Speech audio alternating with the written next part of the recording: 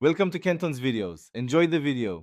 You start by preparing your project. Import the clip, position it, and set the first keyframes for the property you want to animate.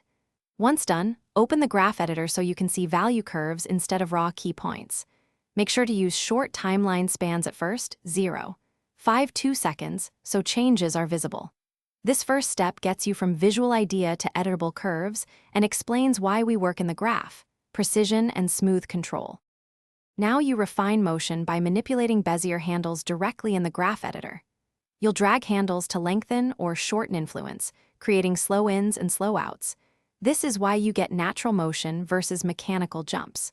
Once you see a jitter, nudge handles or use the tension control to soften peaks. Make sure to focus on one property curve at a time and lock others, because isolated edits prevent unintended shifts in position. To finish, preview the animation at full resolution and watch for popping, overshoot, or drift. Tweak final handles until motion reads clean. When satisfied, export using your chosen codec and frame rate. For social use, pick 30 FPS. If something goes wrong, one key troubleshooting tip: reset the troublesome curve or copy keyframes from a nearby working clip and paste them. This restores expected behavior without redoing everything. That step often reveals whether the problem is a bad handle or a corrupted keyframe.